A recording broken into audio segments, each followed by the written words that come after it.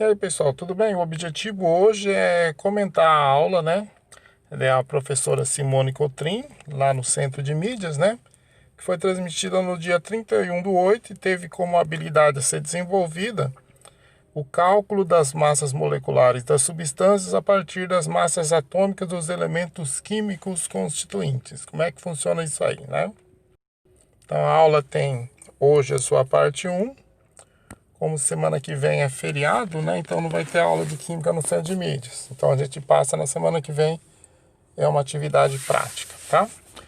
Então, onde a gente vai buscar as massas atômicas para chegar nas massas moleculares? Por que isso, né?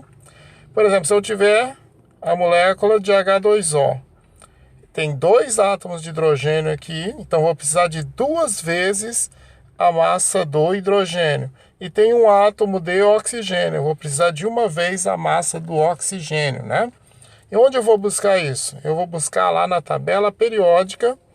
A tabela periódica, gente, ela tem duas informações assim que para utilização nas aulas de química são as mais importantes. A primeira é o número atômico. A gente tem que tomar cuidado porque nem toda tabela periódica, como foi dito lá no Centro de Mídias no dia 31, tem essas informações nas mesmas posições. Eu sempre tenho que consultar essa legenda que toda tabela periódica tem. Então, primeiro número importante é o número atômico. O que ele vai dizer para a gente? Quantos prótons ou cargas positivas o elemento tem. E o número atômico é importante também porque ele é que ordena o elemento na tabela periódica. O que quer dizer isso? Um elemento que tenha 10 prótons, ele vai estar na 10ª casa. O elemento que tiver 4 prótons vai estar na 4ª casa e assim sucessivamente, né? A outra informação é a massa atômica, né? A massa atômica a gente vai utilizar ali, como é proposto na aula de hoje, no cálculo das massas moleculares. Então, a massa de uma molécula é a somatória das massas dos átomos constituintes, né? Então aqui a gente tem o exemplo do lítio, né, o símbolo dele, número atômico 3, quer dizer que ele tem 3 prótons, o nome dele e a massa atômica dele. Você repare que a massa atômica tem casas decimais, né? Então, por que tem essas casas decimais, né? Os elementos químicos, gente, dentro de um mesmo elemento químico, o que eu posso dizer? Nem todos os átomos são iguais. Então, para eu conhecer a massa que vai na tabela periódica para um elemento químico, é feita uma média ponderada dos tipos de átomo que compõem aquele elemento químico. Mas para isso, para pesar cada um dos átomos, eu preciso ter um padrão de massa. Que padrão de massa foi escolhido? Eu tenho o átomo de carbono 12. Por que ele é carbono 12? Porque é o carbono de número de massa 12. A gente representaria assim, ó. C, 12 lá em cima como número de massa e 6 aqui. O que o 6 quer dizer? Que ele tem 6 prótons ou 6 cargas positivas. O que o 12 quer dizer? É a somatória dos prótons com as partículas sem carga, que são os nêutrons. Então ele tem 6 prótons e 6 prótons e 6 nêutrons. É o que está representado aqui, 6 prótons e 6 nêutrons no núcleo desse átomo. Então, como os prótons e os nêutrons têm mesma massa, então o que é a unidade de massa atômica? É como se eu dividisse essas 12 partículas, né, que fazem parte do átomo, do núcleo do átomo de carbono por 12, ou seja, retirar uma dessas partículas para ser o padrão de massa. É como se eu tivesse tirado dali ou um próton ou um nêutron. Essa balança que a gente vai até mostrar aqui para vocês, ela é uma balança imaginária. Na realidade, a medição das massas dos elementos é feita num equipamento que é chamado de espectrômetro de massa, que é algo sofisticado, mas que para efeito de didática, pedagógica, a gente pode usar a questão da balança. Vamos pegar o elemento lítio. O elemento lítio tem dois tipos de lítio na natureza. Hora que eu peguei aquela partículazinha que eu chamei de unidade de massa atômica, que é 1/12 do carbono 12, eu precisei de 7 unidades para equilibrar um dos tipos de lítio. E para o outro lítio eu precisei somente de 6 unidades para equilibrar. Lembrando sempre que essa balança aí, gente, ela é imaginária. Isso aí não dá para fazer da forma que está mostrado aí. E aí, os cálculos e as pesquisas que os cientistas fizeram mostraram que o lítio, que pesou 7 unidades de massa atômica, ele é majoritário. Ele aparece em 92,5% dos átomos de lítio que existem na natureza. E o lítio de massa 6, ele representa 7,5% dos átomos de lítio que a gente encontra na natureza. Aí, qual que eu vou colocar na tabela? O 6 ou o 7? Então, vou utilizar a média ponderada. O que é isso? A média ponderada, gente, é uma média em que eu uso a porcentagem para dar mais representatividade no resultado que eu vou calcular para o elemento que é aquele mais abundante. Já que esse elemento é mais abundante, ele tem que participar mais intensamente na massa atômica do elemento. Então, como é que é feito esse cálculo? É sempre feito assim. Primeiro, eu pego aqueles 2, 3 ou 4 tipos, pode ter até mais de átomo, pego a massa dele e multiplico pelo percentual de participação na natureza. Ah, como é que é isso aí? Tem o lítio 7? Tem. Põe a massa 7 lá. Esse lítio 7, qual que é a abundância dele na natureza? 92,5. Então coloca lá para multiplicar pela massa dele. Mais. Qual que é o outro tipo de lítio? É o de massa 6. Qual que é a abundância dele? 7,5. Então coloca lá a abundância para multiplicar essa massa 6. E se eu tiver um terceiro tipo de átomo para um outro elemento, é claro, eu vou colocar mais um termo aqui, posso ter um quarto termo e assim por diante. Como eu estou trabalhando com porcentagem, eu vou dividir por 100.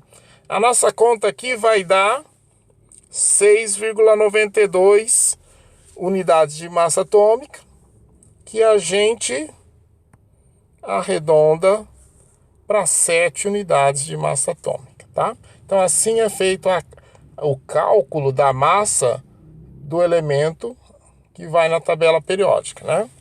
Então olha só, tem uma coisa que chama massa atômica usual. O que é massa atômica usual? É aquela massa atômica que a gente usa nesses cálculos mais cotidianos. Então, quando eu vou colocar naquela balança imaginária cada um dos elementos químicos, eu vou chegar em números que têm casas decimais. De nem todos os elementos eu preciso trabalhar com casa decimal. A maioria deles eu vou trabalhar com o número 100 casa decimal. Tem o cloro, que a gente costuma trabalhar casa decimal, né, para o resultado ser mais preciso. O cobre a gente costuma trabalhar com casa decimal, mas normalmente isso não é necessário. O hidrogênio de 1,008 a gente arredonda para 1.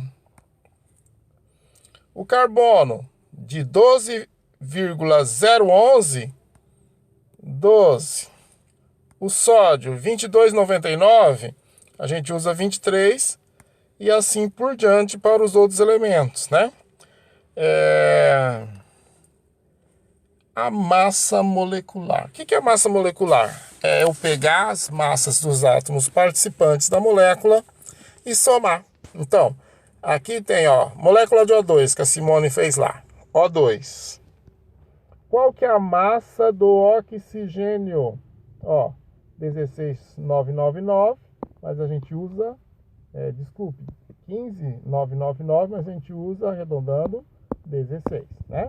Então, se a massa é 16 E na molécula de O2 tem 2 átomos, então vai ser a massa dessa molécula 2 vezes 16, que é igual a 32 unidades de massa atômica. Ah, mas e se for o ozônio? Né? Tá errado aqui, não é X, não é ozônio, é ozônio, né? Então ozônio, que é o O3, então são 3 átomos, que vezes 16, que é a massa de um átomo de oxigênio, vai dar 48 unidades de massa atômica. Então, a gente calculou ali na página de trás, substâncias simples. Como é que ficam as substâncias compostas? H2, ó, qual que é a massa do H? A massa do H é 1. E qual que é a massa do O? 16. Então vamos ver. H, quanto que tem na fórmula? 2. Oxigênio, quanto que tem na fórmula? 1. A massa de hidrogênio é 1, então 2 vezes 1, 2. A massa do oxigênio é 16, então 1 vezes 16, 16. Então, somando tudo, 18 unidades de massa atômica para a molécula de água. Então vamos ver a água oxigenada agora, que é o H2O2. Hidrogênios tem quantos? 2. Oxigênios tem quantos? 2. Qual que é a massa do hidrogênio? 1. 2 vezes 1, 2. Massa do oxigênio, 16. 2 vezes 16, 32. Somando tudo, eu vou ter então a massa 34 unidades de massa atômica, tá? Então, vamos dar sequência. Agora aqui tem a molécula de água, a gente acabou de trabalhar ali, né? Vamos fazer de novo. 2 átomos de hidrogênio, 1 de oxigênio. A massa de hidrogênio é 1, que vezes 2 é 2. A massa do oxigênio é 16, né? 16 vezes 1, somando tudo, 18 unidades de massa atômica. O CO2, carbono, qual que é a massa dele? Carbono tem massa 12. Então, e tem um átomo de carbono na fórmula, 1 vezes 12 igual a 12. Oxigênio, quantos tem na fórmula? 2. Qual que é a massa dele? É 16. 2 vezes 16, 32. Massa molecular do CO2, 44 unidades de massa atômica. CaCO3, quantos cálcio tem? 1. Quantos carbono tem? 1. Quantos oxigênio tem? 3. Cálcio tem 1. Carbono tem 1. Oxigênio tem 3. Qual que é a massa do cálcio? 40. 40 vezes 1 é o próprio. Qual que é a massa do carbono? 12. 12 vezes 1 é o próprio. Massa do oxigênio, 16. E tem 3 oxigênios. 16 vezes 3, 48. Então eu vou ter que, somando tudo, CaCO3 vai ter 100 unidades de massa atômica. Cu2S, quantos cobres tem? 2. Qual que é a massa do cobre? 63,5. 2 vezes 63,5 vai dar 127, certinho. O enxofre que tem, e ele tem massa 32. Então, 1 vezes 32 é o próprio 32. Então, somando tudo, vai dar 9, vai dar 5, 159 unidades de massa atômica. Para finalizar aqui, mais 3 massas moleculares, né? Enxofre, quanto tem na fórmula? 1.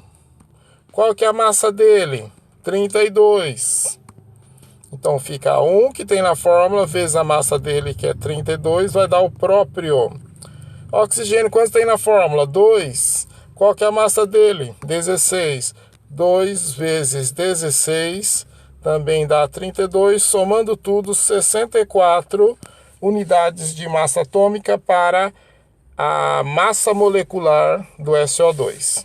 C2H6O, que é a fórmula do etanol. Quantos carbonos tem? 2. Qual que é a massa dele? 12. 2 vezes 12, 24. Quantos hidrogênios tem? 6. Qual que é a massa dele? 1. Então vai ficar 6 vezes 1, 6. Quantos oxigênios tem? 1. Qual que é a massa dele? 16. 1 vez 16 é o próprio. Soma tudo. 6 com 6, 12. 12 com 4, 16. Vai dar então 46 unidades de massa atômica para a molécula do etanol. Fe2O3. O ferro, quanto que vale a massa dele? 56. Quantos ferros tem? 2. 2 vezes 56 é 112. Oxigênio, quantos tem? Tem 3. Qual que é a massa dele? 16. Então tem 3 vezes a massa dele, que é 16. 48. Agora soma tudo. 8 com 2, 10. 4 com 2, 6, 160 unidades de massa atômica. Tranquilinho, né, gente? Então, só aguardar na semana que vem a atividade prática. E passando a semana que vem, né, que é a semana do feriado, a gente vai ter lá na frente a volta da aula de Química na segunda-feira, que vai ser dia 14. E a gente vem com a continuidade dessa aula com a sua parte 2, tá ok?